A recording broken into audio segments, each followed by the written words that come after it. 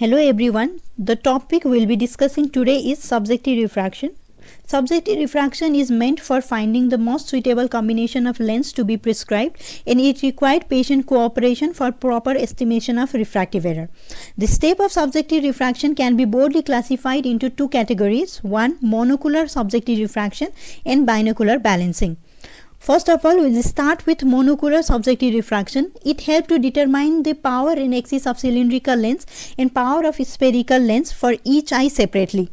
The monocular subjective refraction can be further divided into four parts. 1. Selection and verification of baseline starting point. 2. Control of accommodation. 3. Refinement and finalization of cylindrical axis and power. And 4. Refinement and finalization of spherical lens.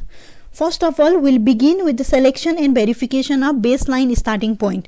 To begin the process of subjective refraction, we need a baseline or starting point which is obtained with the help of retinoscopy, autorefractometer. If the objective refraction is not possible, then we can use patient old glass as a starting point. The subjective refraction can be initiated without knowledge of patient emmetropia, but the process would then be needlessly extended and result would be without objective confirmation. Therefore, refractive error determined by retinoscopy or autorefractometer are normally entered into the trial frame to begin the subjective refraction. Before starting the process of subjective refraction, our trial frame should be adjusted to the patient, so that the distance between the geometrical center of the two lenses is equal to patient IPD, and the geometrical center are vertically aligned with the center of patient pupil. Proper alignment can be confirmed by insertion of pinhole in front of the eyes for the short time and determining if the eye can each see the distance fixating target through the pinhole. After the trial frame is properly aligned in front of the eye, the refractive error determined by the objective technique are entered into the lens aperture before the eye, which will act as a starting point for the subjective refraction. After the starting point is determined, now the second step is to control the accommodation. The accommodation should be always at the relaxed state, because fluctuating accommodation may confuse the retinal focus. The accommodation can be placed at the relaxed state, or we can control the accommodation by two different techniques. One is cycloplegic refraction and non-cycloplegic refraction. For cycloplegic refraction, with the help of many cycloplegic agents like cyclopentolate, tropicamide or atropine, we can relax the accommodation. It is more suitable in case of accommodative spasm or latent hypermetropia. The more commonly used technique for the relaxation of accommodation in the subjective refraction is fogging or non-cycloplegic refraction. In this case, you will begin with the objective refraction finding and add the plus spherical power in front of the eyes separately to each eye until the vision progressively worsens and reaches around 636. That process is known as fogging. After the vision reached around 636, then the plus power is reduced in the step of 0.25 diopter spherical until the visual acuity is improved to the point the patient can distinguish a chart present at the distance for astigmatic discrimination, or vision reached around 6/9 to 6/12. Now, this process is called unfogging. After fogging and unfogging the eye, we can control or relax the accommodation. Now, after relaxing the accommodation, the third step is to refine and finalize the cylindrical lens axis and power. The major effort in subjective refraction is to determine the astigmatic component of refractive error. The fogging technique leads to the spherical correcting trial or lens combination in front of eye.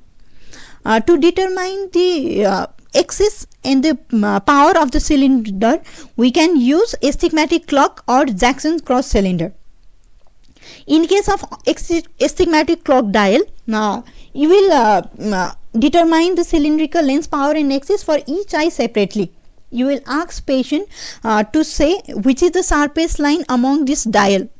If the patient tell that 12/6 position, for example, if patient tell that 12/6 position is the sharpest or darkest line in this clock, you will increase the minus cylinder in 9/3 position, that is 90 degree apart from the position in which the patient will say that that particular line is the sharpest. If suppose patient say 12/6 position is sharpest, you will add minus cylinder in 9/3 axis. If 9-3 position is sharpest, then you will add minus cylinder in 12-6 axis. You will increase the minus cylinder until the all line are equally clear. Then you will determine the power and axis of the cylinder. Next technique to determine the cylindrical component, Jackson cross cylinder technique. JCC is based on the theory of obliquely crossed cylinder. The cross cylinder lens has two cylinders of equal strength with opposite sign and their axis at 90 degree apart. Now in this JCC, this is the minus cylinder axis and this is the plus cylinder axis. This is the handle of the JCC. The lens can be rotated so that the two different cylindrical lens power can be presented to the patient while the mean power of the lens remains 0. The cross cylinder allow you to present two lens to the patient. One will increase the interval of strum and another will decrease it. The 0 mean power of the cross cylinder ensure that the circle of least confusion remain on the retina for presentation. Before starting the a process of refinement, you will instruct the patient that I am going to show you two pictures. Both picture may be slightly blurred, but I want you to tell me which is clearer of the two picture or whether they look the same. Now before refining and finalizing the power of cylinder, first of all you have to finalize the axis of the cylinder. To refine the axis of the cylinder, set the handle of the JCC coincide with the axis you got from the objective diffraction. Suppose in objective diffraction in retinoscopy or AR you got -2 diopter cylinder at 90 degree axis. Then you will place the handle of the JCC at 90 degree. And you will ask the patient to compare this initial lens position to its flipped counterpart. Rotate the correcting cylinder axis toward the minus cylinder of the preferred lens position. You have to repeat the comparison and continue to rotate the axis depending on the result. The amount of rotation of cylinder should be reduced at each change. Suppose at first step you will rotate around 10 degree. Then in next step you will rotate around 8 degree, 5 degree. You will keep on decreasing the amount of rotation. You will repeat the procedure until the both position are same. When the patient tell you that both the position are same, it will refine the axis and give you final cylindrical axis.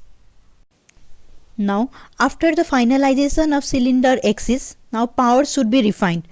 To finalize the power of cylinder, adjust the JCC so either the minus axis or the plus axis is parallel to the trial frame cylinder axis. Have the patient compare the relative clarity of lens 1 to lens 2. If there is difference between lens 1 and 2, then add minus cylinder if the patient prefer the minus cylinder axis. Remove minus cylinder if patient prefer the plus cylinder axis. Continue this process until no difference between lens 1 and 2 can be detected. It will give the final cylindrical power. But you have to keep in mind that for each minus 0.5 diopter cylinder change in cylinder, power you have to change the power of sphere by 0.25 diopter spherical to maintain the spherical equivalent. Now the final step for the monocular subjective refraction is refinement and finalization of spherical lens. Once the schematic error has been corrected with the proper cylinder component, now you have to finalize the spherical lens. You can finalize and refine the spherical lens with the help of duochrome test. It is based on the principle of chromatic aberration. In normal emmetrope eye, the yellow light is focused at the retina, the green is focused in front of retina, and the red is focused behind the retina. Now you will ask the patient to compare the letter in red and green. If patient tells that the letter in the green is more clear, that means green has moved to the retina. So it should be moved forward. So plus lens is added. If patient tells that the red is more clearer, that means red is on the retina. Now you have to move the red behind the retina. So minus lens is added. You have to keep on either increasing or decreasing the power until red and green both are equally clear. Sometimes it is not possible to make red and green equally clear. In that case, you will make slightly red clearer than the green. It will finalize the spherical lens. The final step in the subjective refraction is binocular balancing. The monocular subjective refraction for both eyes has been ascertained at this point. Eyes that has been fully corrected attains its best possible visual acuity at distance with correction. Addition of plus 0.25 diopter spherical lens usually blurs the vision, whereas addition of minus 0.25 does not improve it. The purpose of equalization, also known as balancing, is to equalize as closely as possible the accommodative effort required for two eyes. The binocular balancing can be done by various methods such as alternate occlusion method. In this method, both eyes will be are fogged with plus 1 diopter spherical, which will reduce the vision of the both eyes. And then alternate cover test is performed, and you will ask the patient to compare the clarity of the image seen from the both eyes. If the patient responds that the image seen from the both eyes are equally blurred, that means the accommodation is properly balanced between the two eyes. But if one is more clearer than the other, you have to increase the plus power in the clearer eye until both become equally blurred. Now the next method for the binocular balancing is prism dissociation. You will start by fogging the vision in both eyes to 6/12 if both eye vision is 6/6. If one has reduced acuity compared with the another eye, the row of letter at least 2 rows larger than the power of best acuity should be used. The chart is then dissociated by equal amount of vertical prism, around 3 to 4 prism diopter. You will place base up prism in one eye and base down prism in another eye. Then you will see two displaced image, dissociated image. Now you will ask the patient to compare the clarity of the two images. If a patient replied that both the images are equally blurred, then the accommodation of two eyes are balanced. But if one is more clearer than the another, you have to keep on increasing the plus 0.25 diopter spherical until both become equally blurred. It will ensure the balancing of the accommodation.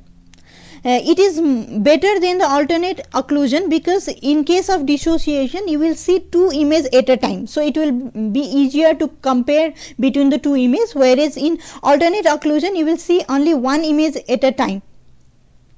So dissociation, prism dissociation is much more preferable than the alternate occlusion. Now to summarize the subjective refraction, first of all you have to select the starting point with the help of retinoscope, AR or patient previous refraction. After selecting the starting point, you will now relax the accommodation with the help of fogging technique. After the accommodation is maintained at the relaxed stage, power and axis of cylindrical lens is finalized with the help of Jackson cross cylinder. After the finalization of cylindrical power and axis, the spherical power is finalized with the help of duochrome. And now the final step is to balance the accommodation of two eyes with prism dissociation technique. Now it will conclude the step of subjective refraction. Thank you.